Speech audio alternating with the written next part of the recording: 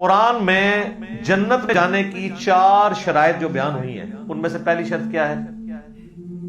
الا الذین آمنوا۔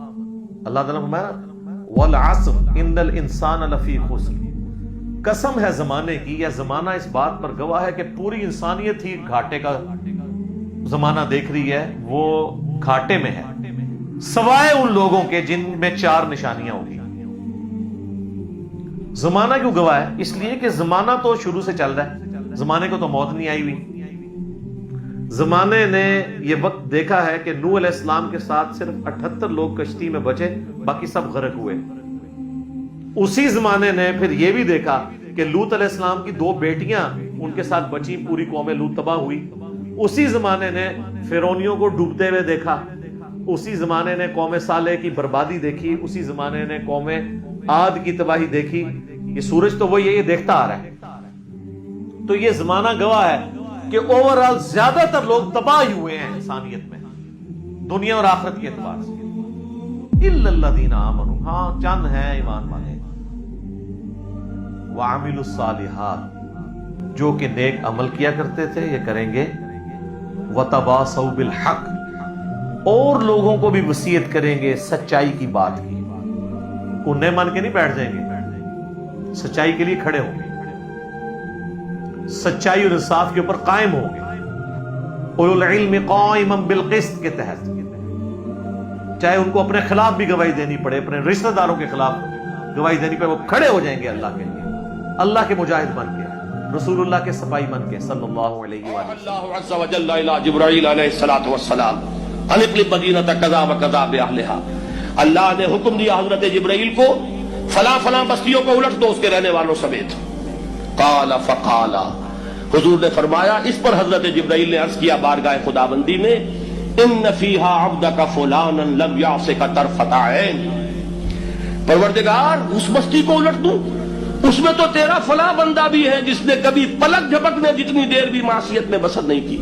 اب آپ اندازہ کیجئے، یہ جو ہے نا اپنے آپ کو رگڑنا اور مانجنا، اور پوری زندگی رگڑنے میں اور مانجنے میں لگا دینا۔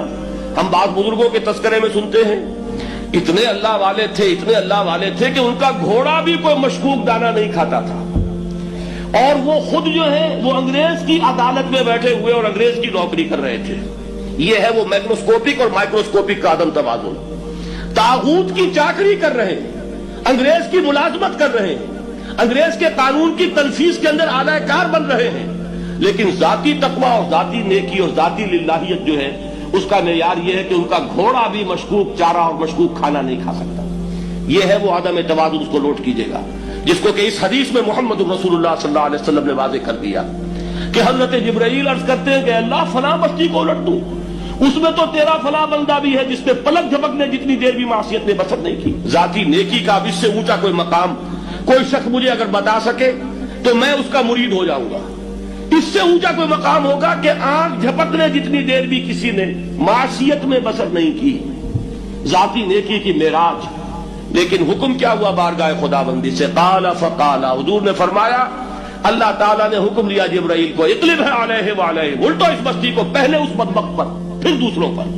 کیوں؟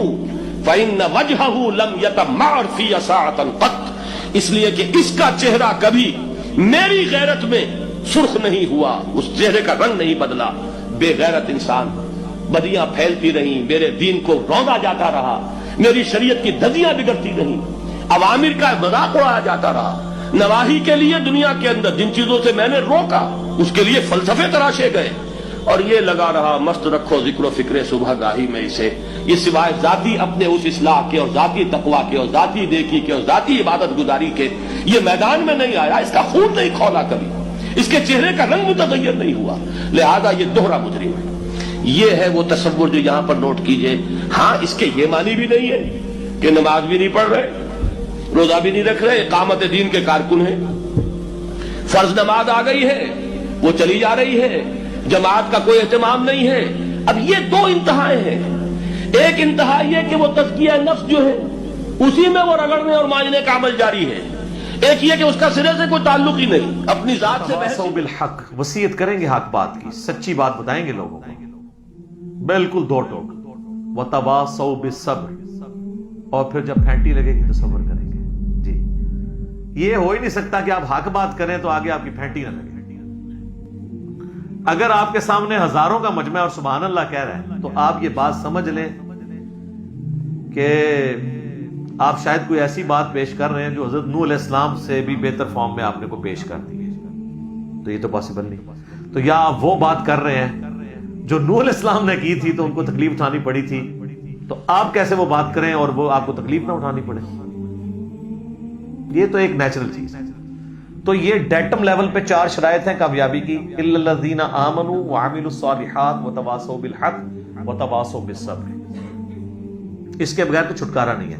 لہذا دعوت و تبلیغ کا کام کرنا یہ کوئی یہ نہیں ہے کہ کر لیا تو ثواب نہ کرے تو گناہ نہیں. یہ اسی طرح ضروری ہے جس طرح ایمان لانا. ہاں اس کا دائرہ کار ڈفرنٹ ہوگا. ایک گھر کے اندر یہ ذمہ داری ہوگی باپ کی اپنی بیوی اور بچوں تک بات پہنچانا. ایک دفتر میں ذمہ داری ہوگی آفیسر کی کہ وہ اپنے انڈر لوگوں تک پازیٹیولی بات کو پہنچائے. بحث و مباحثہ نہیں کرنا, صرف بات پہنچانی. یہ بات ذہن میں رکھیے گا. بحث کرنے کی اجازت تو اللہ کے نبی کو بھی نہیں ہے. جن سے کوئی لائق ہو نہیں سکتا کہ وہ اگلے بندے کو دلائل پہ قائل کر لیں گے, ان کو بھی کہا گیا وَإِذَا خَاطَبَهُمُ الْجَاهِلُونَ قَالُوا سَلَامًا. ہاں یہ ذہن میں رکھنا. صرف دعوت وَمَا عَلَيْنَا إِلَّا الْبَلَاغُ. حتیٰ کہ حضور کا وہم بھی اللہ تعالیٰ نے نکال دیا یہ بات کہہ کے. اگر آپ کے دماغ میں بھی کوئی بات آتی تو اللہ تعالیٰ نے وہ بھی نکال دیا کہ اے نبی ہم آپ سے نہیں پوچھیں گے لوگ دوزخ میں کیوں گئے, آپ کا کام صرف بات پہنچانا ہے. یہ نہیں پوچھیں گے کہ آپ کو ایک ذمہ داری دیتی سی, وہ باوجود ایڈے بڑے دوزخ چلے گئے کیا کیتا ہے تسی. نہیں, آپ کا کام صرف پہنچانا ہے. جس نے جانا ہے جہنم میں جائے, آپ کا کام صرف پہنچانا ہے. حتیٰ کہ اس سے بھی بڑھ کے قرآن میں کئی جگہ یہ مضمون آیا ہے فَلَعَلَّكَ بَاخِعٌ نَفْسَكَ عَلَىٰ آثَارِهِمْ إِن لَّمْ يُؤْمِنُوا بِهَٰذَا الْحَدِيثِ أَسَفًا. تو اپنی جان کو ہلاک کر لے گا اے نبی اس غم سے کہ لوگ قرآن پہ ایمان نہیں لا رہے. چھوڑو. اس سے بھی بڑھ کر اللہ تعالیٰ نے فرمایا سَيَذَّكَّرُ مَن يَخْشَىٰ. آپ نے نصیحت اس کو کرنی ہے جو واقعی ڈرتا ہے. وَيَتَجَنَّبُهَا الْأَشْقَىٰ. اور جو بدبختی پہ اترا ہوا ہے اس کو چھوڑ دیں. الَّذِي يَصْلَى النَّارَ الْكُبْرَىٰ. اس کا علاج یہ کہ ہم اسے بڑی آگ پہ پیش کریں گے. ثُمَّ لَا يَمُوتُ فِيهَا وَلَا يَحْيَىٰ. پھر وہ اس آگ میں نہ زندوں میں ہوگا نہ مردوں میں. قد افلح من تزکا. بے شک کامیاب وہ ہوا جس نے اپنا تزکیہ کر لیا, اصلاح کر لی. وذکر اسم ربہ فصلی. اور اپنے رب کا نام لے کر نماز پڑھی.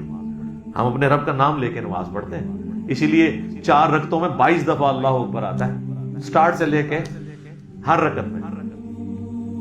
بل تؤثرون الحیات الدنیا والآخرۃ خیر وابقی. بلکہ تم دنیا کی زندگی کو پرائورٹی دیتے ہو جبکہ آخرت باقی رہنے والی ہے اور بہتر بھی ہے. ان ھذا لفی الصحف الاولی. یہی ایک یونیورسل ٹروتھ تھا جو اگلے صحیفوں میں بھی تھا. صحف ابراہیم و موسیٰ. چاہے وہ ابراہیم کے صحیفے ہوں یا موسیٰ کے. اصل کانٹے کی بات یہ تھی کہ دنیا کی زندگی عارضی ہے. جب تک یہ دنیا کا کتا نہیں نکلے گا نا آپ کے دل سے, آپ کے دل کا کنواں پاک